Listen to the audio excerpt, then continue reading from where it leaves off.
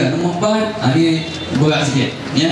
So masalah kita berpunca daripada masalah-masalah metafizikal. Orang Hindu percaya, orang Buddhis percaya, orang Kristian tahu, orang Islam percaya, orang Arab pun tahu. Masalah metafizikal termasuklah sihir, santau, jin, hantu, all this nonsense ya, black magic ya. So Nabi Muhammad kena sihir, Nabi Muhammad SAW pun kena sihir. So jangan kata mengarut ke belakang saya, ada ke masalah sihir, mana ada, nanti dulu.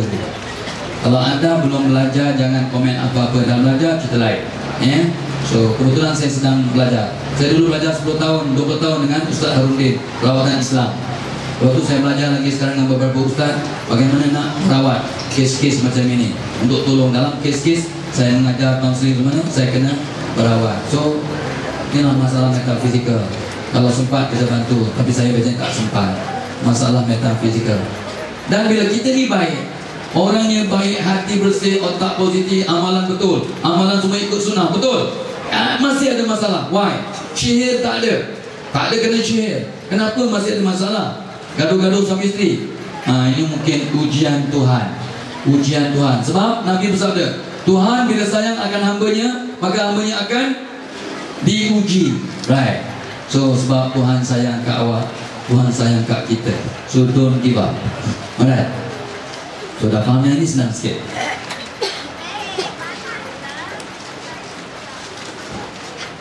Right. Habis yang itu, saya tanya seorang ulama di Bandar Baru Bangi. Saya duduk di Bandar Baru Bangi, berpuluh-puluh, ratus ulama ada kat Bangi. So saya tanya seorang ulama, Ustaz Imam Syafaat nama dia ya? Imam besar Masjid Hasanah Bandar Baru Bangi. Ustaz, mak bapak kita tak banyak ilmu. Macam Wak Syarif Tanjung Karang, dia tak ada ilmu, anak-anaknya berjaya. Apa sebab Ustaz? Mak bapak tak ada ilmu, tapi anak-anaknya jadi orang berjaya ya, jadi orang yang berguna, jadi doktor, jadi pegawai, jadi al-hafiz. Apa sebab Ustaz? Apa rahsianya? Kenapa mak bapak kita tak ada ilmu tapi anaknya baik? Kita ni banyak ilmu Ustaz. We have so much knowledge. Our parents has limited knowledge and yet we are successful. Right? Right. Mak bapak kita tak banyak ilmu, kita berjaya. Alhamdulillah. Kita kan lebih banyak ilmu, kenapa anak kita ada masalah? Sepatutnya anak-anak kita kurang masalah. Kenapa anak-anak kita teruk? Ulama jawab ya, kita jadi orang yang berguna sebab doa mak bapak kita Tuhan makbulkan. Kita jadi orang yang berguna sebab doa mak bapak kita Tuhan makbulkan. We become successful in this world because our parental prayers are answered by God. Tuhan makbulkan doa mak ayah kita ya. Okay. So ini perkara-perkara yang kita kadang-kadang terlepas pandang, kadang-kadang kita tak perasan ya. Okay. So baik. Ini just reminder saja untuk guru-guru, untuk mak bapak, untuk guru-guru, untuk mak bapak. Tukar paradigma. Anak-anak yang nakal semasa kecil, kata ni hadir ya, kata Nabi, anak-anak yang nakal masa kecil InsyaAllah akan jadi orang dewasa yang bijaksana. Anak-anak yang nakal waktu kecil, cikgu dia nakal kat kelas, cikgu memang nampak macam tak pandai, nakal, tapi dia akan jadi orang hebat, jadi usahawan yang berjaya, jadi kontraktor rumah. Ada kontraktor buat rumah, ada kontraktor pecah rumah ya. Kontraktor yang nak besarkan rumah kan dipecahkan rumah dulu, cikgu ya. Kontraktor nak besarkan rumah, renovator kan pecahkan rumah ya. So belajar tak pandai tapi bisnes dahsyat. Dia are street smart. They are not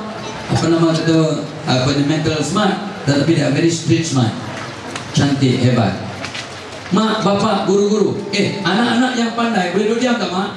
Mak, anak-anak yang pandai boleh duduk diam? Tak boleh.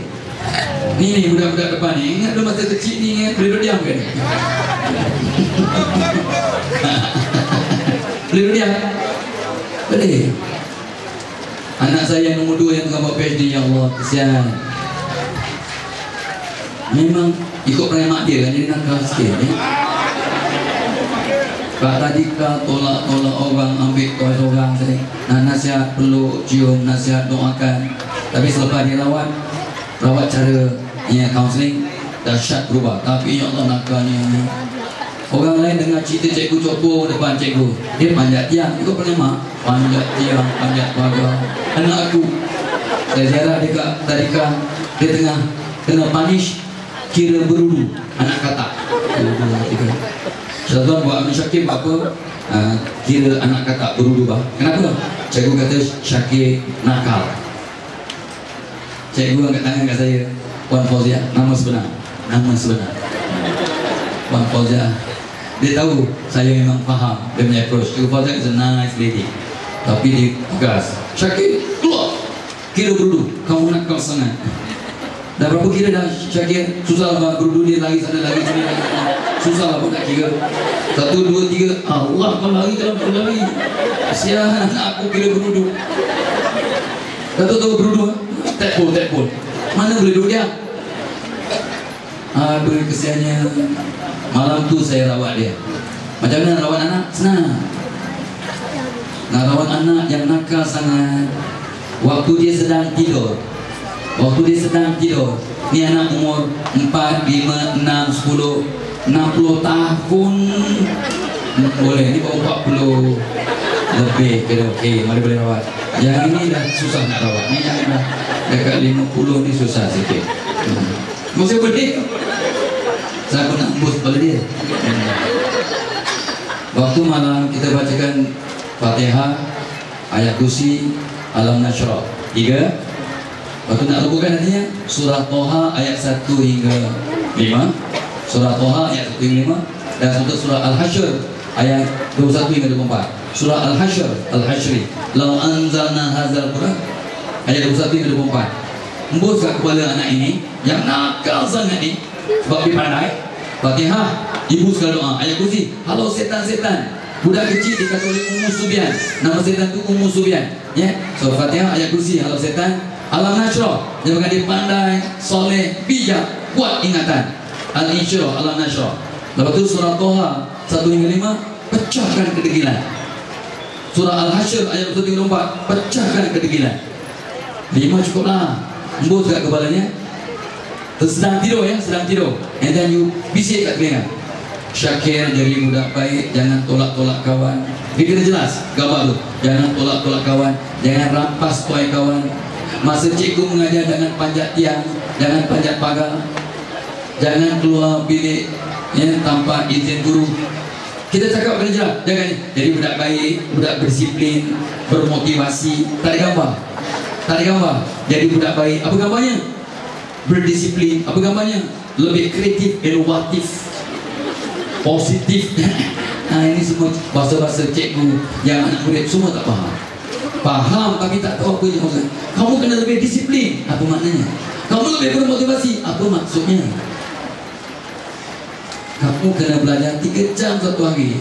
Kalau orang Islam menghadap kiblat, orang Cina menghadap ke tingkap. Kalau orang Islam menghadap ke kiblat, baca Al-Insyirah, budak faham, ada gambar.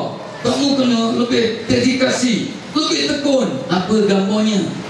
Anak-anak berfikir pakai gambar. Ini saya terus nak melompat. Anak-anak berfikir pakai gambar. Anak-anak berfikir pakai gambar. Cikgu, mak bapak, cikgu. Anak-anak, kita berfikir dalam bentuk gambar yang dirangsang oleh perkataan. Anak-anak berfikir dalam bentuk gambar. Cikgu, mak bapak. Kalau apa yang mak bapak cakap, cikgu cakap, tak ada gambar dalam kepala anak, sia-sia. Jadi budak baik, main elok-elok, jangan gaduh-gaduh, makan elok-elok, pergi sekolah baik-baik. Semua cakap yang cantik tapi kosong. Pergi sekolah baik-baik, apa gambarnya? Tak ada. Pergi sekolah baik-baik, jangan nakal-nakal. Pergi main balik jangan lewat-lewat, apa gambarnya? Jangan lewat-lewat, apa gambarnya? Ridiculous punya cakap. Balik sebelum maghrib, pukul 7 balik masuk rumah, pukul 7 masuk rumah. Barang siapa anak-anaknya di luar rumah waktu maghrib, setan-setan dan jin masuk kepala. Ini bukan saya cakap, Nabi cakap. Setan dan jin masuk kepala anak mudah jadi jahat. Nabi cakap, anak-anak yang ada di luar rumah waktu maghrib, kecuali dia ada kerja yang digunakan syarak. nak pergi kedai, mak dia suruh, okey, ni main futsal, main-main kat luar, lepak-lepak, main gitar tepi jalan. Ini memang cari naas. Setan masuk kepalanya waktu maghrib. Ni hadir, jangan main-main. Ini zaman bila punya hadir sampai kiamat. Jangan bayar buruk. Anak-anak ni, anak-anak Melayu banyak waktu maghrib kat luar rumah. Saya pesankan anak saya, waktu maghrib dalam rumah, dalam masjid, dalam rumah, dalam masjid. Lepas bayang, lepas maghrib, go. Nak pergi futsal, pergi kan? Nak pergi mana-mana, sila. Nak pergi pasar malam, go. No problem. Waktu maghrib dalam rumah. Atau yang laki-laki di masjid, surau. Please, please. Kalau tidak, anak tuan-puan, anak saya hancur. Sebab ni semua guru-guru dah pesan, ulama pesan, Nabi pesan. Setan, jin masuk kepala. Yang kata, mana siapa ada jin-jin masuk ni? Well, saya pernah cakap, awak tak nak dengar, tak apa. Ya, tak nak, tandanya jin masih banyak dalam kepala awak. Ya. Cikgu, mak bapak, jangan cakap tali gambar. Bila anak saya, maknya itu isteri saya. Pergi sekolah baik-baik, Syazwan, Syakir, baik-baik, saya akan tambah. Masuk mak, anak-anak saya pergi sekolah jalan kaki. Sekolah dia kan? Kalau nak pergi sekolah jalan kaki sayang, belah kanan jalan, nampak kereta dari depan. Pergi sekolah baik-baik. Ada gambar? Tak ada. Saya bubuk gambar. Jalan belah kanan jalan sayang, nampak kereta dari depan. Ada gambar? Ada. Jangan tolak-tolak, bahaya kereta langgar. Ada gambar? Ada. Jumpa cikgu, jangan melencong. Jumpa cikgu terus, Assalamualaikum cikgu, selamat pagi cikgu, good morning teacher. And then tolong bawa. Ada gambar? Ada.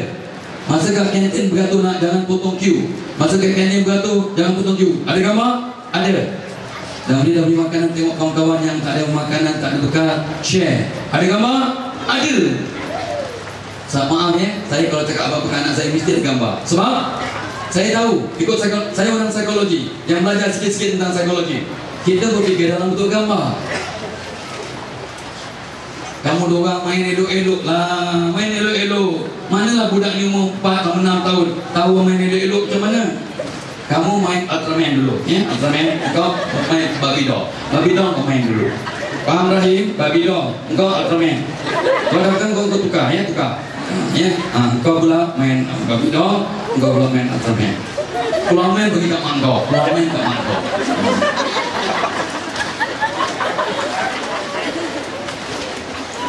Tahulah budak ni faham.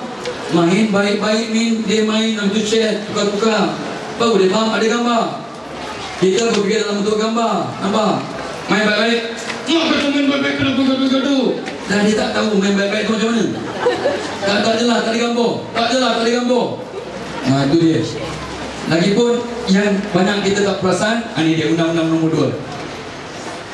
Kita bertindak ikut gambar dalam kepala. Ini mak bapak tak perasan, guru-guru tak perasan. So mak bapak, guru-guru, kalau you nak jadi motivator, saya dah buat satu modul khas untuk negara kita ni yang merangsang mengangkasa guru sebagai motivator. Dah siap dah? Saya dah bagi kat pihak kementerian, tapi so, oleh kerana saya bagi saluran biasa, bukan saluran politik. So far tak ada kesan, biasalah kan? Saluran biasa kan? Mana ada kesan? Dia kan saluran politik, faham Cik Bala? Saluran politik pun ada kesan, faham Cik Bala? Cik Bala faham, Cik Abdul Rahim Haji Al-Haj pun faham. Yalah, tapi saya tak kisahlah. Saya buat modul khas untuk guru-guru. Niat saya kalau saya panjang umur belum mati, yang sebelum mati saya nak share semua guru di Malaysia 340,000 lebih sekarang ya, 50,000 orang. Saya nak rangsang semua jadi motivator. Ya, jadi kami yang tua bangga yang akan mati ni, mati-matilah. Guru-guru semua akan jadi motivator. Anak-anak kita semua akan jadi hebat. Pelajar dia pun dapat motivasi 17,000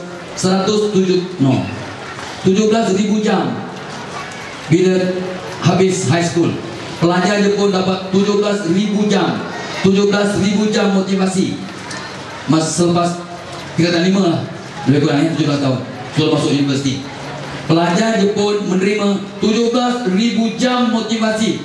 Pelajar Malaysia dapat berapa ribu jam sebelum pergi universiti? Adalah 100 jam motivasi. 100 jam motivasi. Kurang lebih 100 jam lawan 17,000 jam. Mana yang lebih hebat? Heran ke kalau anak-anak Jepun Ichiban, we are number one. Ichiban, we are number one. Orang Amerika, we are number one. Orang Malaysia, Malaysia boleh, not bad lah, not bad lah. Satu Malaysia, satu Malaysia. At least ada satu lah, satu Malaysia. Bukan Malaysia nombor satu, satu Malaysia. Bukan Malaysia nombor satu. Kau dengar tak cakap aku ni? Satu Malaysia is good. Alangkah baiknya kalau Malaysia nombor satu di dunia, lagi bagus. Satu Malaysia is good. Number one is better lah, okay. So cukup ya, cukup dulu. Mari kita pindah. Mari kita pindah. Apa lagi yang kita nak dengar? Okay. Nah, ini yang saya nak share sebelum kita pergi topik yang second last. Mak bapak, cikgu-cikgu, mak bapak, cikgu-cikgu kena ingat ya. Mak bapak tak boleh mengubah anak-anak. Tak boleh. Mak bapak tak akan mampu mengubah anak-anak. Cikgu-cikgu, you tak akan mampu mengubah murid atau pelajar anda. Tak boleh. Kalau manusia boleh mengubah manusia, tak adalah Nabi Nuh gagal mengubah istrinya untuk beriman, anak laki-lakinya untuk beriman. Nabi Nuh, Rasul pun tak mampu. Kalaulah manusia boleh mengubah manusia, takkanlah Nabi Muhammad SAW tak mampu mengubah pakciknya Abu Talib untuk beriman. Gagal. Kenapa? Sebab manusia, termasuk Nabi Muhammad, tak mampu nak ubah orang. So what? Tuhan Maha Pengasih, Maha Penyayang. Jika mak bapak dan guru-guru berubah, dalam amin hati berubah, dalam amin kepala berubah, cara berfikir berubah, luaran tindak tanduk berubah, cara cakap berubah, cara makan berubah, cara berpakaian berubah, cara maaf kencing berubah, cara berak berubah, cara tidur berubah. Dahsyat. Bila mak bapak dan guru-guru berubah dalaman dan luaran, ya, insya-Allah apa berlaku? Tuhan akan ubah anak-anak dan semua orang lain, semua keluarga lain akan Tuhan ubah. Bila mak bapak dan guru-guru berubah, maka Tuhan akan ubah anak-anak kita dan ubah semua orang lain around us. When we change inside and outside, God will change every living being around us. So sekarang saya nak bincang macam mana mak bapak dan saya nak berubah. Kita sebagai motivator ni kena berubah dulu. Kita mak bapak dan guru-guru kena berubah dulu sebelum sibuk nak merasa anak-anak berubah. So cuma sebelum tu saya nak bincang itu Penjara Rasdun nak beli ni lori ni. Penjara Rasdun dulu Kelang dah lama order sampai saya. You dah cuba order ni. Bagus ni ya. Jimat. Kurang kaya, senang nak parking, kan senang. Belilah 2-3. Kan nak kempen tu nak kempen pilihan raya. Bila pakar IT tak ada kerja ni lah hasilnya. Pakar IT tak ada kerja ni lah hasilnya. I love it. Pandai, very kreatif, saya suka orang kreatif. Okay. Dah cukup. Tak wujud, kita ni tak wujud. Dia kata nak beli. Jangan sibuk nak beli.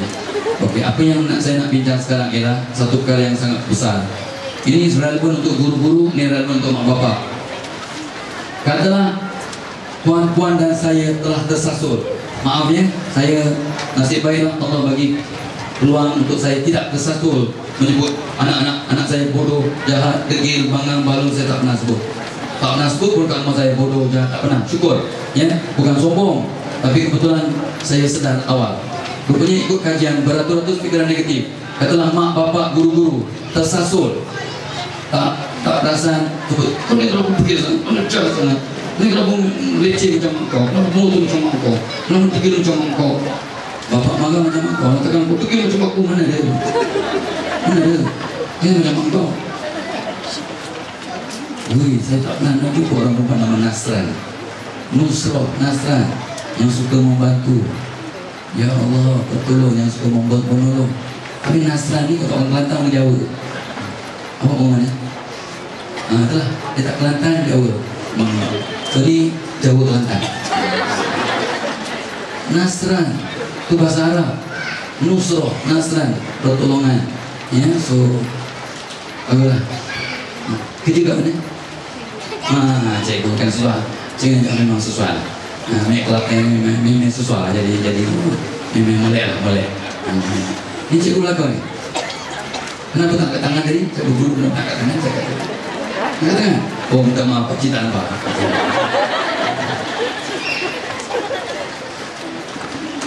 Alright. Bila kita dah tersasul, ini jahat, bodoh, bangang, balol ya. 300 perkataan negatif, jahat, degil, bangang, balol, bodoh, degil, 300 ya. Dapat dipadam dengan satu kali cakap, kau kamu budak baik, kau kamu budak pandai saya. Akan terpadam semua. Allah punya hebat. Dengan izin Tuhan, punya hebatnya Allah ya. Beratus-ratus pikiran negatif dapat dipadam dengan satu pujian positif. Dengan syarat mak bapak berubah gini ya, dia kena sebut dengan jelas nama Tuhan lupa. Syukri Ahmad Syukri. Kalau tak bersyukur bukan nama kepada Suparjo. Kerana pun sebab tak menjadi Suparjo. Syukri budak baik. Tapi saya dulu kata bapak cakap bodoh, degil, jawab dulu kita. Satu hari bapak mak dah sedar. Beratus pikiran negatif sebenarnya 300 ya. 300 pikiran negatif dapat dipadam dengan satu pujian positif yang jelas. Syukri, abang, mak dan cikgu pernah kata kamu bodoh, jahat, degil. Pernah? Syukri pernah tu. Sebenarnya mak, abah, cikgu, orang lain semua silap. Kamu sebenarnya pandai. Tak digambar. Sebenarnya pandai. Contohnya, semalam abah nampak kamu buat kerja rumah sebelum abah suruh. Itu pandai, tanggungjawab. Kawan datang kamu buat air dan sambut dia dengan baik, layan dengan baik. Itu pandai. Abah nampak kamu pertama semalam siram pokok bunga sebelum kami suruh, sebelum mak suruh. Itu budak pandai. Ya, kamu spray ubat minyak apa semut ya ke satu rumah sebelum kamu tidur. Itu budak bertanggungjawab dan pandai. So si Syukri kata, ya, right, betul. Oh ya, aku pandai. Ya, tahun lepas kamu dapat nombor 40 bar 40.